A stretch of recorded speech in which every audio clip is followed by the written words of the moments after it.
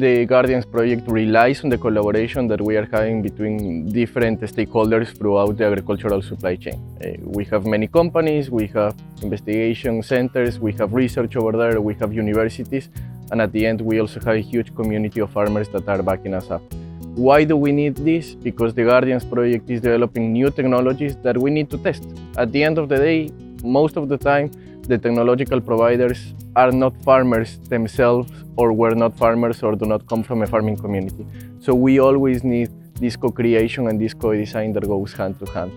At the Guardians project, we are doing all of this while at the same time validating the scalability of those. We are working with a few farms, but at the same time part of a larger environment so that we can understand how this can be scalable and how this could be translated to a large amount of farms.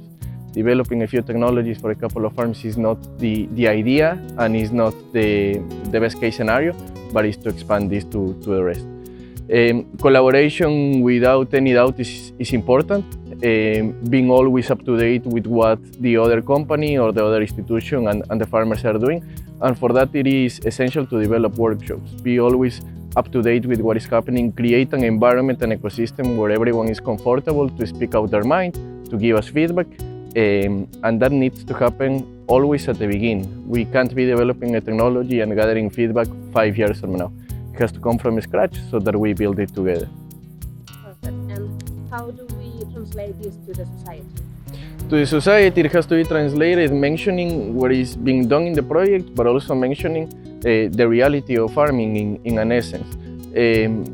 Farming lately has been getting a lot of bad marketing and a lot of bad PR, but that is not the reality at the end. Farming is about the environment, it's about protecting the stuff, and it has some emissions, it has some environmental impact. That there's no doubt. There's greenhouse gases, there's an impact on biodiversity, but at the same time, you have benefits. You are providing ecosystem services, and there's a natural capital that needs to be taken into consideration. You are sequestering carbon, you are improving the biodiversity in some areas, you are having pollinators that are coming into your field. So let's quantify the negative aspects as it is done now, but let's also start quantifying what is happening as a positive from the farms.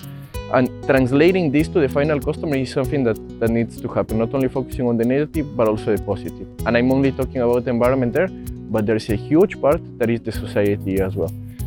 Farming, like we are seeing in Asturias, but also in other countries and in other regions like in Ireland, it is the powerhouse of the rural communities, and it provides jobs, it provides the economy of these places. So we need to communicate the environmental advantages that are not great all of the time, but how we are going to improve them, but also the impact that it has in society, not only in the rural communities, but what happens in the communities translates to all of the country.